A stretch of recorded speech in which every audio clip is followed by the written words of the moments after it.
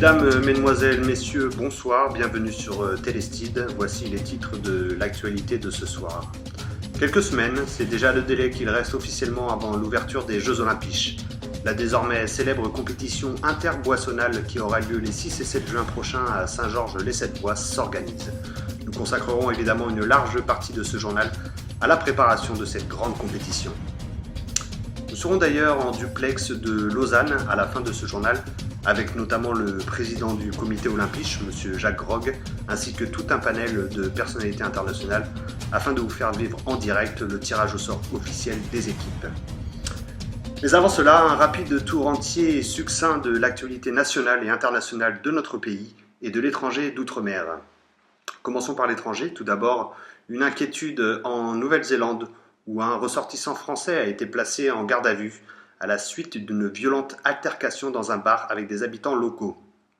Le différend sur fond d'alcool aurait, selon les premières sources, été provoqué par la volonté farouche du jeune Français d'accrocher des jambons au plafond du bar dans lequel il se trouvait avec d'autres amis, afin de, je cite, reconstituer un environnement familier. Il encourt malheureusement la réclusion criminelle à perpétuité. Avancée technologique maintenant. La Mayenne inaugure aujourd'hui sa première route goudronnée. L'ouvrage d'une longueur de 3 km, dont la construction avait débuté il y a 10 ans, est le résultat de longues années de lutte acharnée entre le roi de Mayenne et diverses personnalités locales, telles que la Comète 53 ou encore le Babar des Feuges. Cette route, ouverte aux charrettes et construite afin de résister au fer des chevaux, sera ouverte à sens unique entre Saint-Germain-le-Fouillou et Bonchamp-les-Laval. C'est la deuxième bonne nouvelle en peu de temps pour le royaume de Mayenne, puisque je vous rappelle que le louis d'or mayennais avait fait une entrée fracassante le mois dernier au CAC 40. Religion à présent. Contrairement à ce que pensaient de nombreux sociologues, le spinoïsme n'est finalement pas qu'un effet de mode. En effet, selon des chiffres parus dernièrement, le nombre d'adeptes de ce culte aurait dépassé les 3 milliards de personnes, ce qui en ferait le mouvement religieux le plus important de la planète. Et ce ne sont pas les milliers de personnes qui se rassemblent en masse chaque jour au bord des routes à chacune des sorties médiatiques du gourou Spinozzi et de son fidèle bras droit qu'il surnomme affectueusement son frangibus qui nous feront penser le contraire.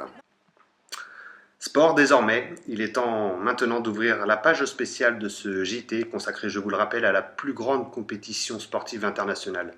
En effet, dans quelques semaines se dérouleront les désormais mondialement célèbres Jeux Olympiques. Pour la deuxième année consécutive, c'est la candidature de la mégalopole de Saint-Georges-lès-Cette-Boisse qui a été retenue, soutenue par diverses personnalités telles que Zinedine Zidane, Georges Clooney, Barbie ou encore Régis Bihan.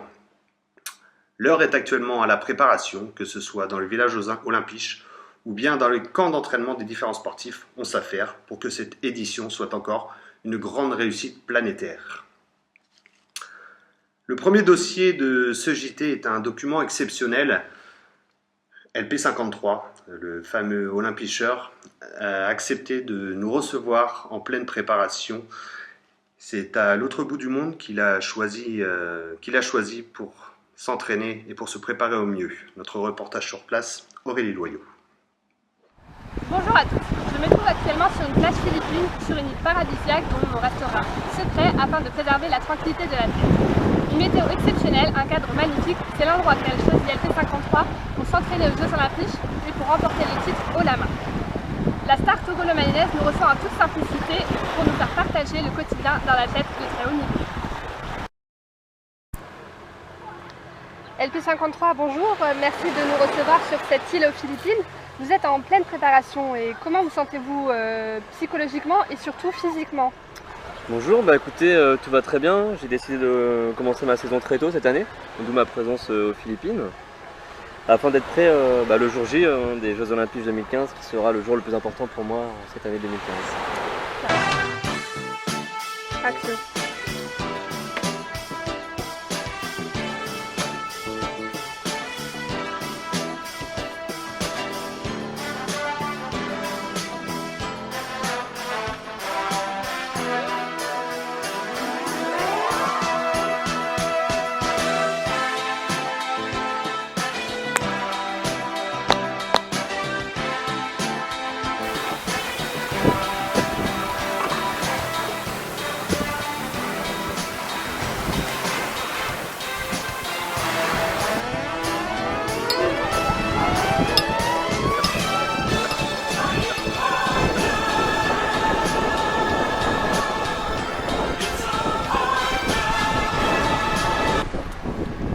alors, pourquoi ce choix des Philippines? Est-ce un clin d'œil à Philippe Tabard, le père d'un des olympicheurs les plus titrés? Ah non, non, du tout, hein, rien à cogner, moi, des autres, ce sont des simples concurrents comme tout le monde. Je me focalise que sur moi-même. Bon, les Philippines, c'était dans le but de m'éloigner de toute la pression médiatique que j'ai vécue en France en cette fin d'année 2014 et début d'année 2015. Hein.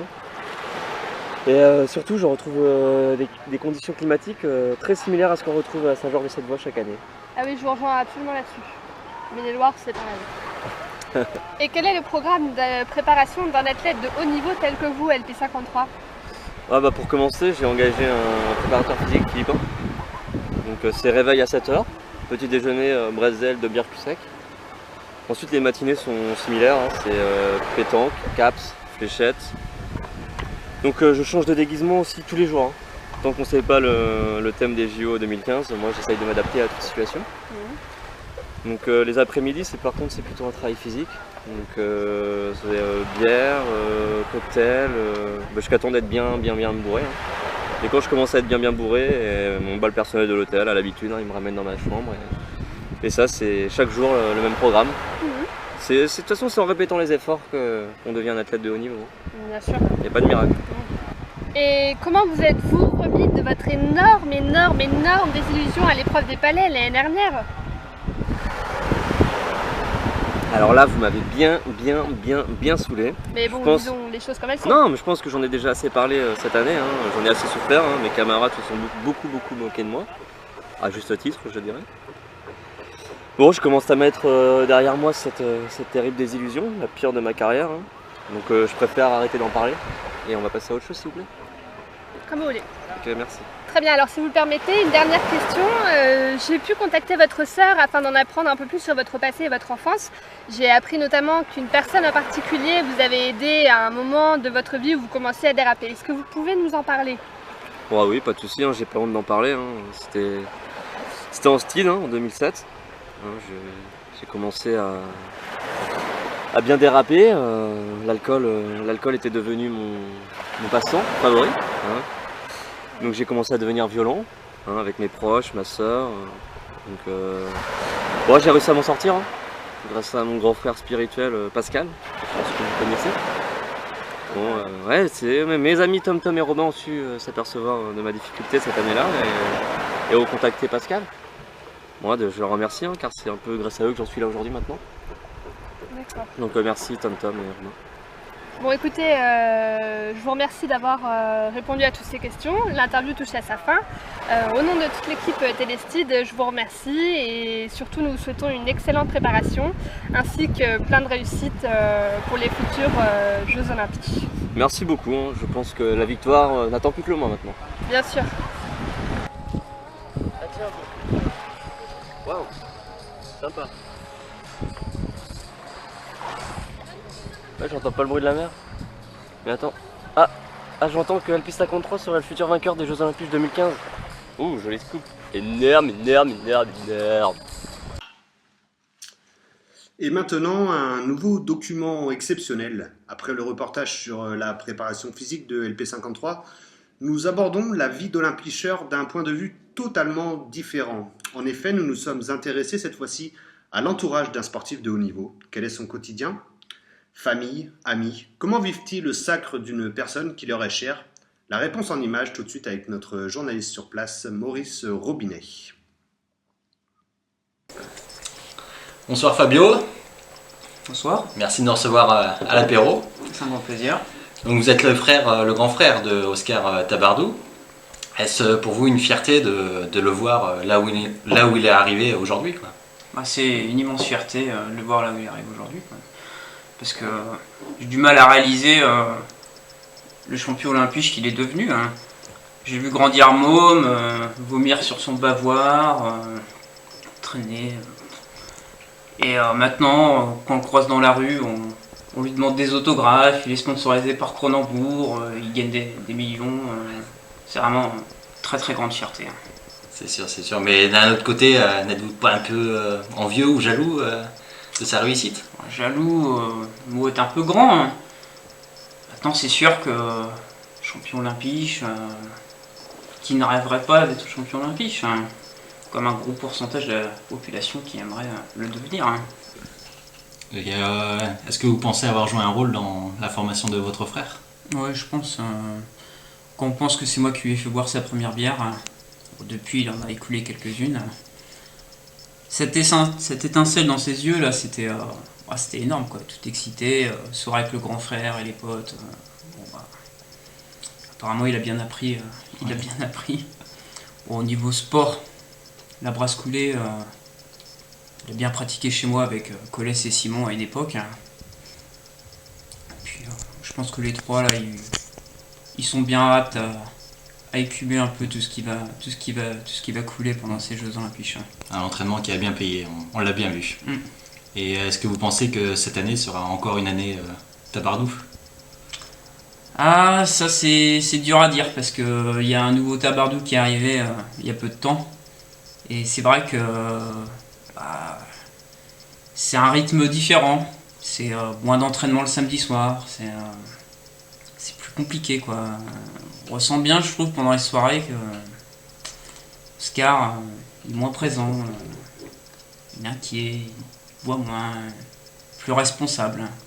Donc pour cette année, j'espère qu'il va faire honneur à la famille, mais ça serait bien qu'il s'entraîne un peu quand même. Très bien. Je vous remercie beaucoup pour cette interview, Fabio. Puis je pense que vous serez comme beaucoup d'entre vous derrière votre poste de télé en juin prochain pour la nouvelle édition des Jeux Olympiques. J'attends ça avec impatience. Ben oui. Et de voir les tirages aussi. Oui. Et puis je vais vous laisser le message de la fin pour si vous avez un message à passer d'encouragement ou que sais-je, je vous le laisse. Bons Jeux Olympiques et que le meilleur gagne. Oui, bonsoir. Donc nous sommes avec Annie. Bonsoir Annie. Bonsoir. Donc Annie qui est la maman de Oscar Tabar et qui nous fait le plaisir de nous recevoir chez elle. Merci à elle. Donc nous tiendrons évidemment secret son adresse pour éviter que les fans de son fils ne viennent l'importuner. Donc la première question qui me vient à l'idée, c'est qu'avez-vous ressenti et où étiez-vous ce soir de juillet 2012 lorsque votre fils est arrivé pour la deuxième fois au sommet du monde olympique? Eh bien écoutez, je me souviens très bien de ce moment-là. Nous avions fait un grand repas, nous avions invité toute la famille. C'était un grand moment, nous avions installé un écran géant dans le jardin, voilà. C'était un petit peu l'année du fiston, on s'attendait quand même un peu à ce qu'il y ait une bonne nouvelle, mais quand même à ce point-là, c'était quand même une grosse émotion. D'ailleurs, j'ai pleuré dans les bras de mon mari à l'annonce, voilà, et je suis toujours émue quand je repense à cet instant merveilleux. Très bien, très bien. Et quand avez-vous su que dès petit, il serait différent par rapport à ses camarades de classe, qu'il allait devenir une des personnes les plus connues de la planète? Disons que tout petit déjà, il était assez doué. Nous lui avions d'ailleurs acheté un petit jeu, des boules de pétanque, vous savez, les petites boules de couleur quand il avait 5 ans avec son père. Et nous avions constaté qu'il était déjà très doué et qu'il aimait beaucoup jouer tout le temps, par tous les temps d'ailleurs, il fallait le réfréner. Et donc ça a continué et voilà, c'est arrivé à ce niveau-là. Nous n'avons jamais imaginé cela, évidemment. Très bien. Et entre nous, Annie, le Oscar d'aujourd'hui est-il le même qu'avant, avant toutes ces paillettes, toutes ces interviews, cette célébrité? Bon, on ne va pas dire qu'il est exactement le même, mais il est resté quand même assez simple. Mais il y a quand même eu des différences, évidemment. Il a fallu s'adapter à son nouveau style de vie. Il se promène beaucoup, il doit évidemment parcourir la planète, participer à toutes les télés mondiales. Donc effectivement, quand il vient à la maison, il y a toujours des gardes du corps. Je dois m'adapter également à avoir un garde du corps lorsque je garde Arthur. Mais bon, voilà, il y a évidemment une très belle maison, des très grosses voitures, mais il est quand même resté assez simple quand il vient nous voir. Il aime bien toujours venir nous voir dès qu'il passe dans la région. Il vient nous embrasser avec Marion, qui est effectivement, elle est restée assez simple aussi, parce qu'elle l'a connu également quand il était espoir. Hein, et elle a quand même les pieds sur terre, et donc elle l'aide à rester simple. Et aujourd'hui, quel est votre plus beau sentiment? C'est d'avoir votre fils sur le toit du monde olympique, ou tout simplement vous a donné à votre rôle de grand-mère avec la naissance il y a quelques mois de ce petit Arthur? Oh, bah, évidemment, les sentiments vont plus vers mon rôle de grand-mère. Bon, mais c'est vrai que toutes les médailles, les paillettes, les maisons, les voitures, tout ça, ça peut pas remplacer l'affection d'une grand-mère pour son petit-fils. Et c'est toujours un plaisir de le serrer dans mes bras, de le garder. Et donc ça passera toujours avant le reste, évidemment. Très bien, merci.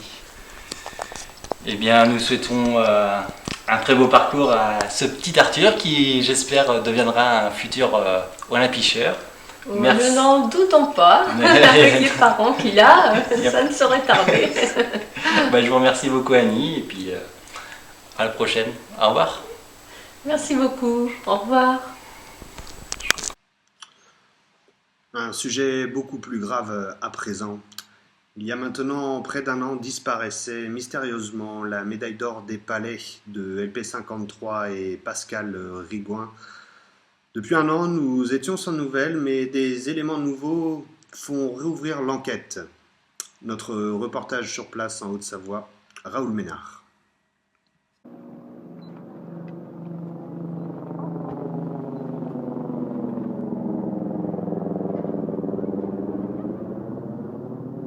Oui, bonjour, bienvenue. Je me trouve actuellement dans la station des saisies en Haute-Savoie. Donc un rappel des faits.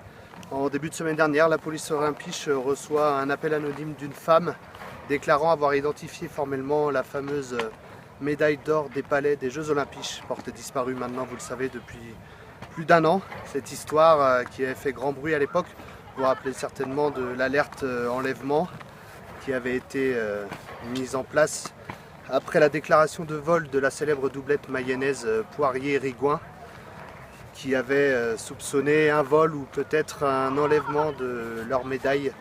Donc depuis cet appel anonyme, les recherches vont bon train ici dans la région, où des hélicoptères ainsi que des hommes au sol sont réquisitionnés jour et nuit pour essayer de mettre la main sur cette célèbre breloque. Donc on peut voir ici, la tension est relativement palpable. Les gens n'ont pas trop le cœur aux vacances. On trouve beaucoup de gens tristes, mais beaucoup de gens également solidaires qui viennent se mêler aux forces de l'ordre pour la recherche au sol. Et également les balais des hélicoptères dans les cieux qui résonnent depuis maintenant plusieurs jours. Mais on craint de plus en plus malheureusement que cet appel soit en fait un canular téléphonique. Donc la suite peut-être dans les jours à venir, plus d'informations. Raoul Ménard pour Télé France TID. Merci. Eh bien, merci Raoul, en espérant que les recherches seront fructueuses. Comme Raoul, d'autres journalistes de notre chaîne ont décidé d'investiguer sur cette affaire, comme Adam Cousteau, en direct de Brest que nous retrouvons. Adam, vous êtes là? Adam? Adam?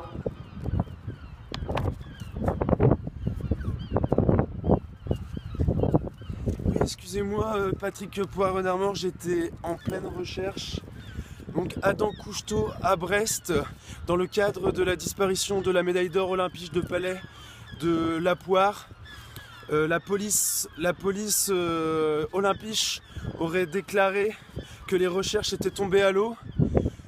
À Brest, ce message a été pris très au sérieux et un élan de solidarité s'est lancé pour rechercher cette fameuse médaille olympique. Anonymes, marins, pompiers et même les journalistes y sont mis. Mais pour l'instant, les recherches n'ont pas été fructueuses.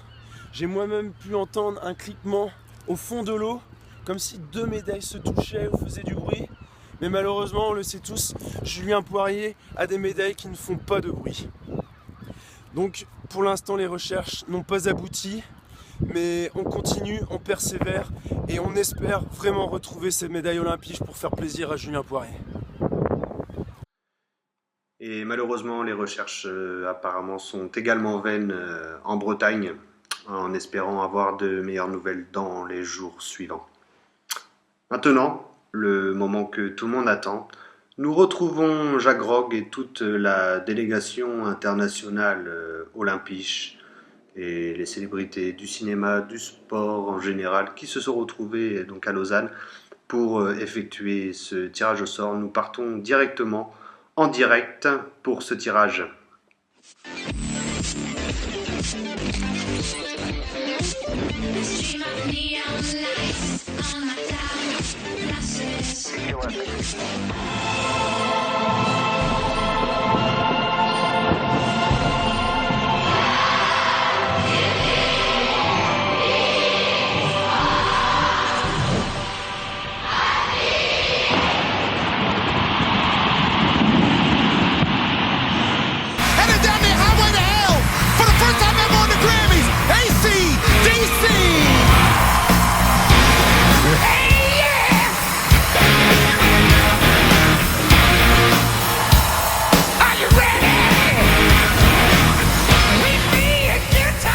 Chers olympicheuses, chers olympicheurs, bonjour.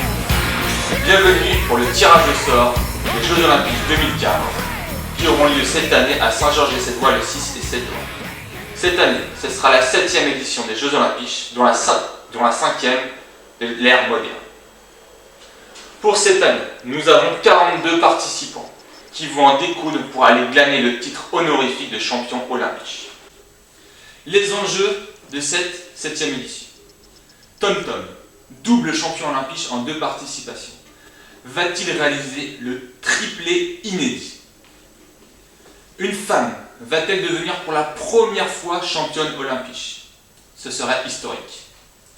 Karine et Sorlin, ils n'ont jamais remporté de médaille. Est-ce que ce sera la bonne année? Réponse le 6-7 juin. Colès, triple champion olympique, peut asseoir sa suprématie en glanant un 4e titre. Enfin, les 3 novices, Aurélien, JC et Gaëtan, arriveront-ils assez entraînés pour performer dans cette édition? Réponse le 6-7 juin. Pour réaliser le tirage au sort, nous avons la chance d'avoir 2 olympicheurs. Ils sont actuellement dans les studios, en train de se préparer pour venir effectuer le tirage au sort. Maintenant, place au premier invité. Il est 2 fois vice-champion olympique. Son surnom, Poulet d'or. Vous le connaissez tous. Il n'arrive pas à glaner cette fameuse médaille qui lui manque, la médaille d'or. J'ai l'honneur d'accueillir Jérémy de Kegel.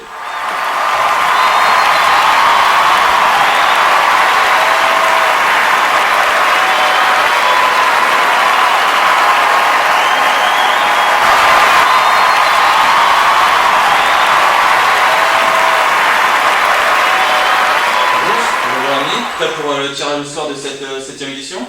Oui, prêt. Et puis c'est un honneur pour moi de participer à ce tirage et on verra ce que l'avenir nous dira. Très bien. Pas trop de pression quand même? La pression, moi, je la vois. Dans l'esprit olympique? Toujours dans l'esprit. Quel serait pour vous le tirage idéal? Oh, le tirage idéal, je pense qu'il n'y en a pas. Si on commence à compter sur quelqu'un, on ne gagne pas de médaille d'or. Et sinon, pour vous cette année, c'est la bonne, la médaille d'or?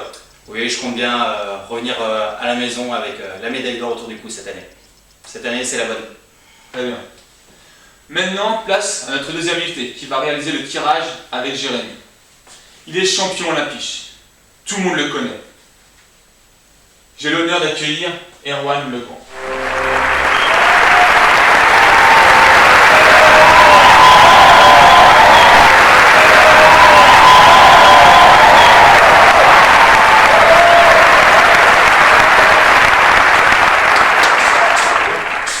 Bonjour Erwan, comment allez-vous? Ça va très bien, écoutez, je suis très satisfait d'être ici pour ce tirage au sort, un moment toujours très important dans une édition olympique, on le sait. C'est peut-être que là, maintenant, que se joue déjà la victoire finale. D'accord. Donc je remarque déjà que vous venez pas seul. Oui. Pouvez-vous nous expliquer le petit objet que vous avez ramené? Bah écoutez, cet objet-là, bon, je pense que la plupart des gens le reconnaissent, c'est mon trophée olympique que j'ai eu l'année il y a 2-3 ans maintenant avec Rémi Le Padelec. Bon, c'est surtout l'actualité qui m'a incité à ramener ce trophée.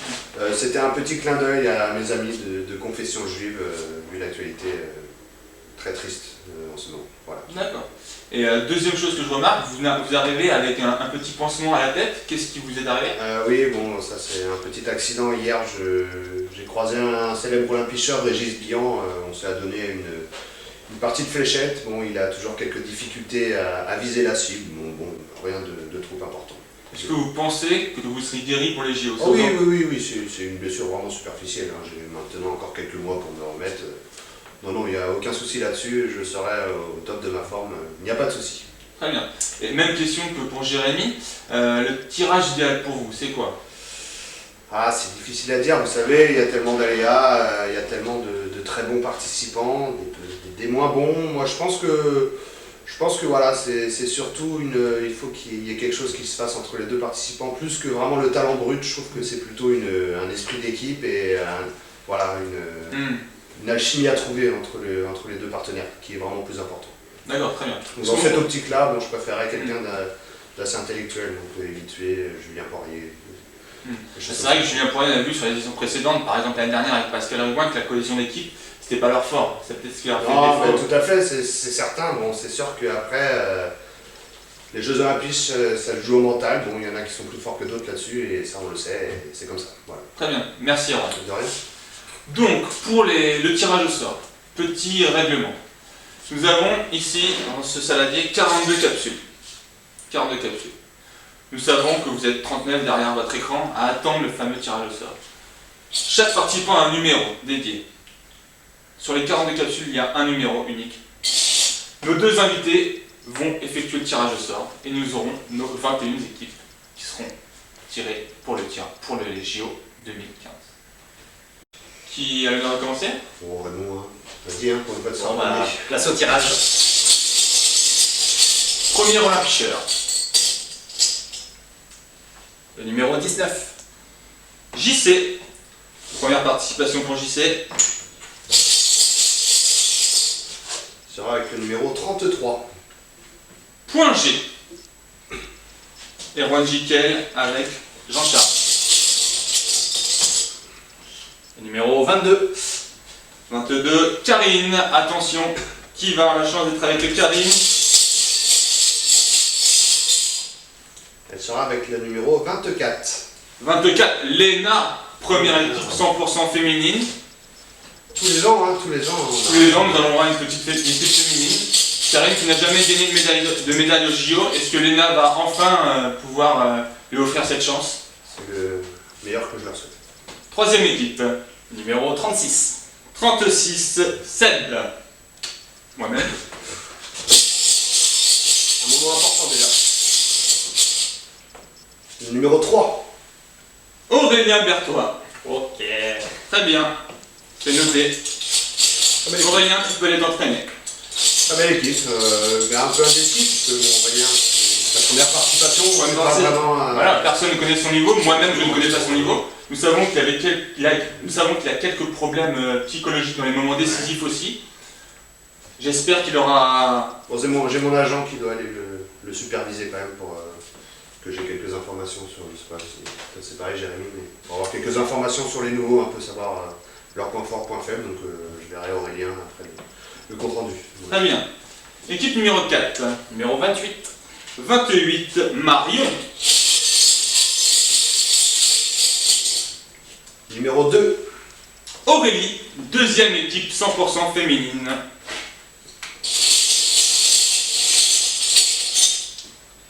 Le numéro 34.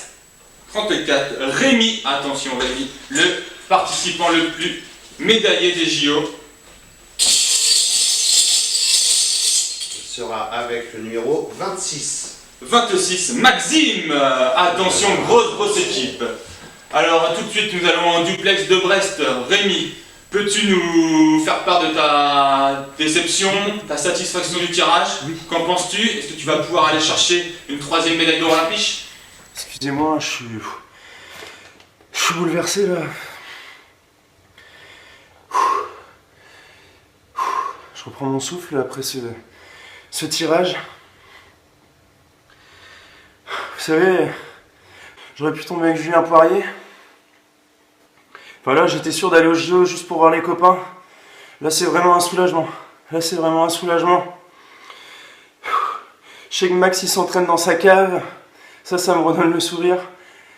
Max s'entraîne dans sa cave. Bon, il a pas mal d'atouts pour lui, notamment son profil. Son profil nous permettra, en cas de coup de vent, quoi que ce soit, pourra toujours se protéger derrière son profil pour que le vent n'altère pas nos performances aux fléchettes, au molki, au palais, tout ce qui est sport de lancer. Ça, c'est un atout non négligeable de Maxime. Bon, et puis ce qui est bien, c'est que je suis déjà raccord niveau déguisement. Mais ça fait du bien. Ça fait du bien. Et dire que j'aurais pu tomber avec Julien Poirier, ça soulage. Quel soulagement. Après Max, on connaît ses qualités, hein. La pétanque, plusieurs médailles aux fléchettes. Non, c'est un très bon partenaire, très très bon partenaire. Bon, moi après, les bretzels, le cap, ça va, je m'en tire pas trop mal. Non, je pense qu'on pourrait se faire un petit top 10 là. On pourrait rentrer dans le top 10 avec Max. Bon allez, en étant un peu ambitieux, peut-être le top 8. Merci Rémi pour ces impressions. Quand même un petit mot, c'est que Rémi aura quand même déjà fort à faire au niveau du déguisement, où il va devoir élever grandement son niveau, étant avec Maxime. Il y a quand même un standing de déguisement à respecter avec Maxime. Alors, il aura le choix, est-ce qu'il ira au Galerie Lafayette, est-ce qu'il ira chez Brice, est-ce qu'il ira chez Jules pour aller choisir la chemise? C'est un choix qui va être très important. Très important. Équipe numéro 6. Numéro 18. 18, Grohan. Attention, c'est du lourd aussi, du très lourd. Avec le numéro 40. 40, Tom Tom. Oula, une des équipes favorites là, si ce n'est pas l'équipe favorite déjà. Déjà, ça s'annonce, ça va être très Grohan, très bon olympicheur, il a fait vice-champion olympique avec monsieur De Kegel de mémoire. Tom Tom, double champion olympique, nous avons peut-être là déjà l'équipe favorite. Peut-être, oui, c'est sûr que ça va être dur d'aller chercher. Après, on sait très bien, on a vu des équipes favorites, comme je pense notamment une année, Julien Maître, Sébastien Morel, qui n'a pas fait forcément beaucoup d'éclat. Donc, faut voir. Sur le papier, c'est très beau, sur le terrain, on verra. Numéro 7. Numéro 11. 11, WR, Père Castor. Avec le numéro 9. 9, David. Équipe qui était déjà en place l'année dernière, mais mémoire. Oui, peut-être. C'est bien ça. Les Clochettes, c'est ça. Clochettes, exactement. Ils se retrouveront donc encore une fois cette année. La numéro 17. 17, Gaëtan pour sa première participation. Avec l'As. Avec Albin.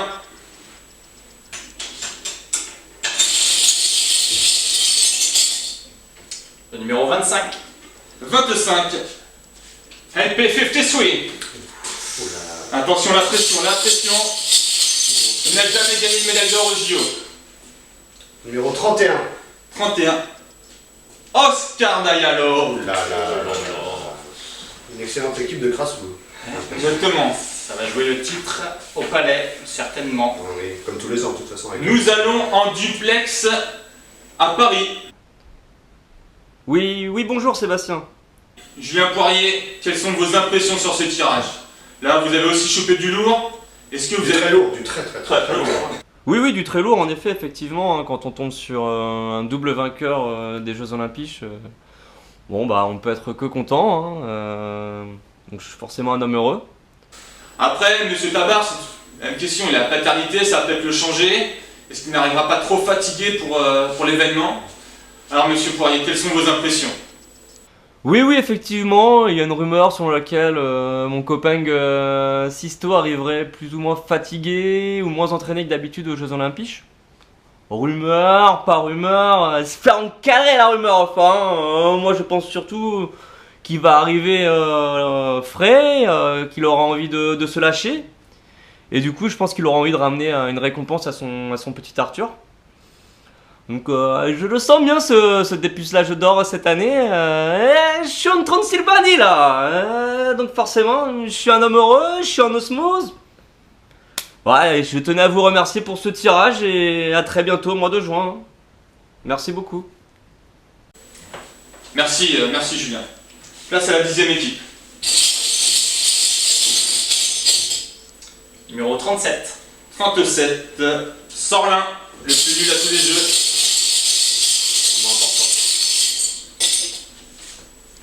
Numéro 12. 12, El Marco.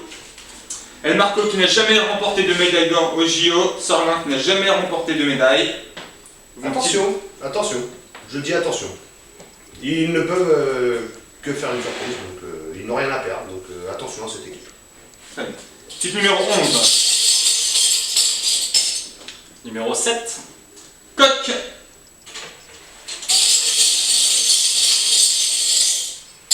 Avec le numéro 32. 32, Pascal.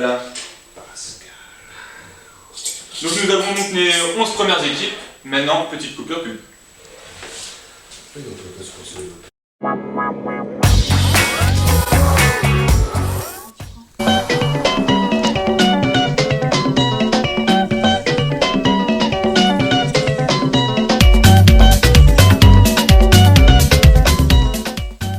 Magazine.com, premier site français de déguisement en ligne.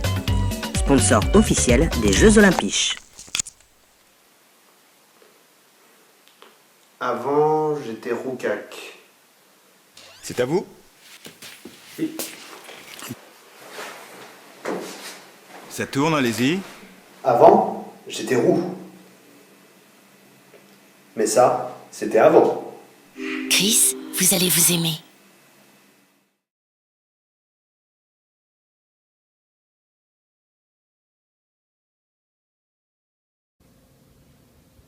Vous vous sentez spolié, meurtri au plus profond de vous-même. Vous ne supportez plus cette discrimination. Alors venez vous battre à mes côtés pour vous aussi avoir le droit de ne plus vous rappeler de vos soirées ou de passer votre dimanche penché sur la cuvette à vomir. Appelez-nous dès maintenant au numéro qui s'affiche et venez vous battre tous ensemble contre la discrimination.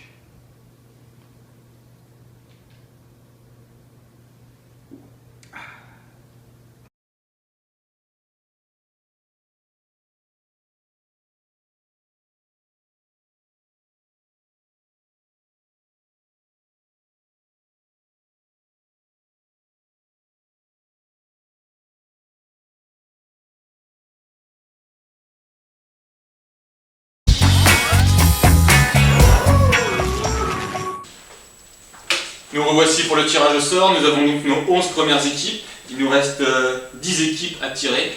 20 olympicheurs qui nous seront encore dans l'attente du tirage. Place à la 12e équipe. Le numéro 39.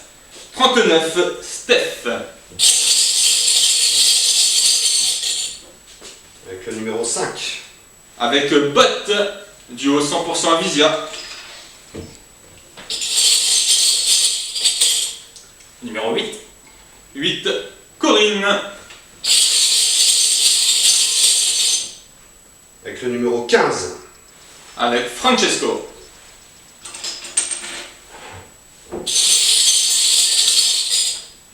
Numéro 4. 4, Belouz. Belouzi, le petit Belouzi. Avec le numéro 41. Avec Monsieur Legrand. Oh là là. Oh là là. Il va falloir s'entraîner aux fléchettes. Oui, oui, bah oui. C'est- Un première impression. je vais peut-être quitter le plateau.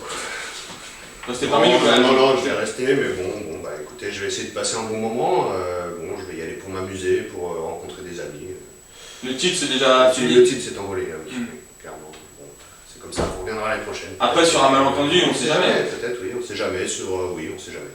Une équipe comme Tom Brown peut s'écrouler, on sait que c'est Oui, oui, tout à fait, mais bon, après, il faut quand même avoir. Même si une équipe s'écroule, il faut avoir du niveau pour en profiter. Bon, là, je pense qu'on risque d'être un peu léger. Il faut espérer un bon tirage dans les épreuves maintenant. Oui, tout à fait, oui, voilà, on verra. Mais bon. Bon, bah, je vous dis, on va passer un bon moment, tout simplement. Régis, c'est une personne agréable, donc il n'y a pas de problème avec ça. Très bien. On continue le tirage. Numéro 35. 35. Simon sera associé avec le numéro 16. 16. Fred. Autant dire, ça va casser du glaçon. Un gars du sud-ouest, hein. Une équipe très sud-ouest, quand même. Numéro 29. 29. Mousse. Sera associé au numéro 13. Le 13. Farid Williams. JDK soulagé? Soulagé, mais bon, je reste avec Farid sur une deuxième place, donc pas de regret Farid, et bonne chance à toi. Oui, bonne chance au Mousse surtout. Oui, tout à fait. Oui, bon courage. Équipe 17. Le 14. Le 14. Flo. Avec le numéro 30. Emric.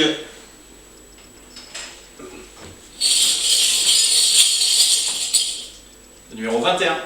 Le 21, c'est Joël qui a fait sa première participation l'année dernière, qui n'a toujours pas de médaille. Supporté par son fidèle compagnon Ulysse. Ça fait. Avec le numéro 27. Manu. Manu Mesquen. Il reste 3 équipes. La pression monte pour les derniers qui ne sont pas tirés encore. Il reste du lourd, il me semble. Hein. Il reste du lourd. Hein. Le numéro 20. Le 20. JDK.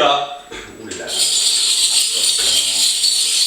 Il reste du Coluche, il reste du Julien Mette, non? Si je ne m'abuse. Il reste du Julien Mette. Numéro 23. Eh ben, Colès. Ok. Est-ce qu'on n'aurait pas là la deuxième équipe favorite? Exactement, là il y a peut-être un très haut niveau. Peut-être pour cette année, Jérémy. Je compte bien sur Colès. On verra sur le papier, c'est très fort. C'est très homogène, très compact. Je pense que ça va être dur à bouger quand même. 20e équipe. Numéro 6. Coluche. Coluche avec le numéro 10. Avec Dodi. Maman Dodi. Dernière équipe. Le numéro 42. Simon. Simon Rouxel. Qui sera associé au numéro 38. Spino. Voilà, nous avons donc nos 21 équipes tirées. Nous espérons que vous êtes satisfaits du tirage. Nous avons déjà quelques équipes favorites pour le titre. Alors si nous reprenons un petit peu Aldo, Maxime, Aldo qui est tout simplement double champion olympique. Maxime, on sait qu'il s'entraîne très durement au Palais, aux Fléchettes. Il a fait acquisition, je crois, d'un logement situé dans un endroit stratégique pour pouvoir peaufiner ses entraînements, notamment à la pétanque. Ouais, tout à fait, donc première équipe favorite. Là, le très très lourd, c'est vraiment Grohan avec Tom Tom. Tom Tom, on le sait, c'est l'archi favori des JO. Il chope du très très lourd, peut-être même un peu trop lourd. On va dire qu'il s'en sort toujours bien en tirage aussi. J'aimerais bien savoir ce qu'il vaut avec une personne middle. Voilà. Une autre grosse équipe, c'est Billy Warner. Non. Non, comme je le dis, non. Non, parce qu'on est un et demi dans l'équipe, donc ça va pas être évident. JDK Colès. Je compte bien créer pour une surprise, je pense être avec Colès parmi les favoris. Attention sur nous cette année. Attention à l'abus de confiance. Attention à l'abus de confiance, moi je dis. Mais c'est sûr. Enfin, que penser du tirage LP53 Oscar? Oscar, on sait que c'est un très bon olympicien. LP53 qui n'a jamais goûté la médaille d'or, ça pourrait être quand même très difficile. Oui, c'est comme je vous le disais, avec des gens avec un mental un peu défaillant, c'est surtout sur le ressenti, sur le contact entre les deux personnes qui va se jouer beaucoup. Après, au niveau des qualités intrinsèques de chacun, bon, je pense qu'il y a quand même de la matière. Après, c'est surtout au niveau de l'alchimie, comme je disais, on verra. C'est dur à pronostiquer, très très dur à pronostiquer. Merci à tous de nous avoir suivis pour ce tirage. Ici Nantes, à vous les studios. Et bien voilà pour ce tirage au sort de belles équipes, une lutte acharnée en perspective. Nous vous donnons rendez-vous le 6 et 7 juin à Saint-Georges-les-Sept-Voies pour voir quelle équipe arrivera à tirer son épingle du jeu et deviendra les nouveaux champions olympiques. Nous partons désormais à des milliers de kilomètres retrouver un Steve de l'extrême qui a un message pour nous lors de ce JT. Allô Bear Grylls, comment allez-vous? Bonjour Patrick, tout va bien? Mais Bière, vous n'êtes pas au ski? Non, ici Biarski, pas encore car c'est l'été. Ah d'accord, très bien. Bon Bière, la question que tout le monde se pose, avez-vous trouvé le thème des Jeux Olympiques? Oui, effectivement, je viens de trouver le thème des prochains Jeux Olympiques. Comme vous le savez, le CIO repousse les limites chaque année pour organiser les Olympiades de rêve. C'est à cette optique que Jackie m'a contacté, moi le Steve de l'extrême, pour découvrir le thème à l'autre bout du monde. Je suis donc allé voir un vieux sage maori du nom de Garatoa Biludzi. J'ai quitté son île et son mode de vie rudimentaire il y a 1 heure à peine. Lors de notre brève entrevue, il n'a pas apporté de réponse à ma question. Il m'a simplement dit « Pense à qui tu étais, pense à ce que tu es devenu, fais de toi des entités différentes. » C'est perplexe que je suis reparti et que j'ai réfléchi à ces mots. Avant, j'étais comme vous, je vivais la tête en haut, j'allais au sport d'hiver en février-mars. J'étais un style gay. Désormais, je vis la tête en bas, je me dors la pilule sur des plages de sable fin à la même époque, et surtout actuellement, je suis style pas gay. Je suis donc à l'opposé de ce que j'étais avant et de ce que vous êtes. Mais on ne peut nous dissocier. Je doute que tout le monde nous comprenne, surtout les Rennais, quoi qu'il en soit. Le thème de cette année est les opposés. J'espère qu'il vous portera chance et que les jeux seront magnifiques. À très bientôt, chers amis. Eh bien, merci Bière pour ces investigations. Je pense que c'est un thème qui devrait plaire énormément à notre président Jacques Grogne, personnalité ô combien importante de ces Jeux Olympiques, qui malheureusement n'a pas pu être présent ce soir sur le plateau, mais qui nous a laissé un petit message. Regardez. Hey, bonjour, ici c'est Jackie, je vous reçois chez moi. Bon écoutez, j'ai pas l'habitude de faire le mariole à la télé ou à la radio, mais je me dis que de temps en temps, ça ne fait pas de mal quand même. Donc pour ceux qui ne me connaissent pas, je m'appelle Jack Robb. Je suis de Marseille et j'ai créé le CIO il y a maintenant quelques années. Je supervise tous les ans la compétition de A à Z. Cette année, j'ai décidé de vous faire partager une petite anecdote qui assure la réussite chaque année. J'ai un grand ami de toujours, Bernard, avec qui j'ai fait 400 coups. Un homme vraiment super, qui a pris à la tête d'un petit club de football du sud de la France il y a maintenant quelques années. Ce club, c'est l'OM. Il a pris en main des peintres et les a amenés sur le toit de l'Europe. Le jour où je lui ai parlé de mon idée de créer les Jeux Olympiques, Bernard me dit « Écoute Jackie, je vais te donner un conseil pour réussir. J'ai une petite habitude de porte-bonheur. Avec l'OM, avant chaque match, je venais avec une valise contenant des objets insolites, plus ou moins importants pour chaque joueur et que j'apportais dans le vestiaire. Donc voilà, j'ai trouvé ça sympa et j'ai donc pris pour habitude avant chaque JO de préparer avec beaucoup de soin la fameuse valise ananas. La valise de porte-bonheur. Et cette année, chers olympicheurs, en avant-première, j'ai décidé de l'ouvrir. Pour vous, cette valise. Allez, c'est parti, découvrez ce qu'il y a dedans.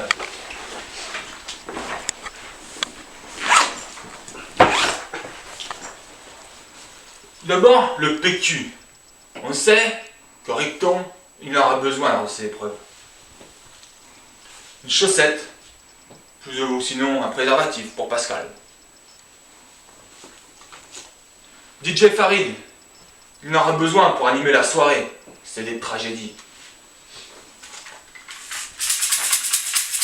Pour ceux qui n'auront qu'une seule médaille, ça fera toujours plus de bruit. N'est-ce pas, lui, Julien Poirier? Sac à crottes. Ah oui, cette année, nous aurons Ulysse. Donc pour ramasser ses crottes. Ou sinon, ça servira à Farid pour sa galette de confort. Grenadine. Nous avons un triple champion olympique qui est adepte de cette petite boisson. Ça rentre d'un côté et ça ressort par le même, directement. Allume-feu pour Spino, pour le barbecue, on sait qu'il est fan.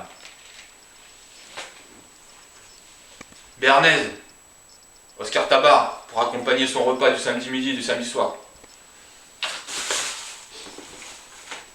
Le sopalin, pour Warner, Oscar, pour les parties de faux endiablés. Malheureusement, Chichi ne sera pas là cette année. Une tétine pour toutes les mamans qui sont au JO maintenant cette année. Le radio-réveil. On sait que le réveil est difficile pour certains. N'est-ce pas, monsieur Julien Maître? Les menottes. On sait que certaines soirées finissent avec les menottes autour des bras, des mains. Fred, tu sais t'en servir. Le sac plastique pour la galette de confort d'Erwan. Le soutien-gorge. Parce que bon, Marion, on les a déjà vus, donc ça serait bien que cette année tu puisses en mettre un quand même. Une Madeleine, Coluche, Manu, pour les chansons de soirée. Le bac à glaçons, pour les parties de soirée indienne en fin de soirée. Cassage de glaçons. Médicaments contre la diarrhée, ça arrive même au meilleur. N'est-ce pas, Émeric? Les lunettes de piscine, pour nos plus adeptes de la brasse coulée.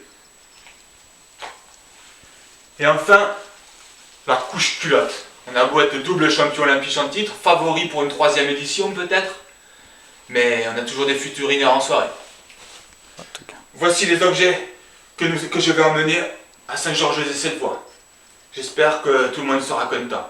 Rendez-vous le 6 et 7 juin, monsieur et madame. Et bien voilà, chers téléspectateurs, ce JT touche à sa fin. Oui. Mesdames et messieurs, de nouvelles informations viennent de nous parvenir de Brest où Adam Cousteau, notre journaliste, aurait des éléments nouveaux concernant cette fameuse médaille. Nous retrouvons tout de suite Adam. Adam, c'est à vous. Vous êtes là, Adam? Oui, bonjour Patrick, Adam Cousteau, toujours sur Brest, ou plus exactement à Saint-Onant, ici près de Brest, au 27 rue des Glaouis, chez Madame Monique Balsan, qui nous a appelé 5 minutes après ma précédente intervention, il y a 10 minutes, un quart d'heure. En fait, elle nous a appelé car 2 pies auraient été vues avec un précieux métal dans leur bec.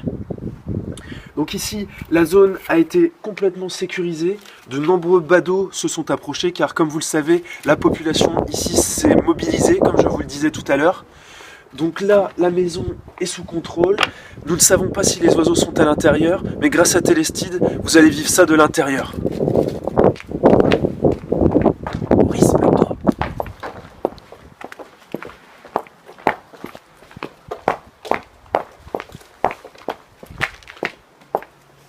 Il semblerait qu'un nichoir soit installé là-bas, où elles auraient mis leur butin. Nous allons nous approcher discrètement. Michel Saurin, un célèbre ornithologue de la région, m'a dit d'être très prudent, car elles sont très agressives, car ce n'est pas toujours qu'elles trouvent des médailles d'or, pour notamment celle de Julien Poirier. Suivez-moi.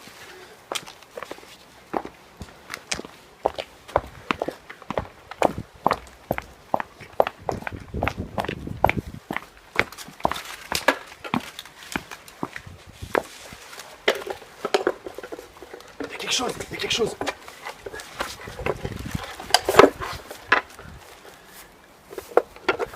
Patrick, je crois que le dénouement est proche.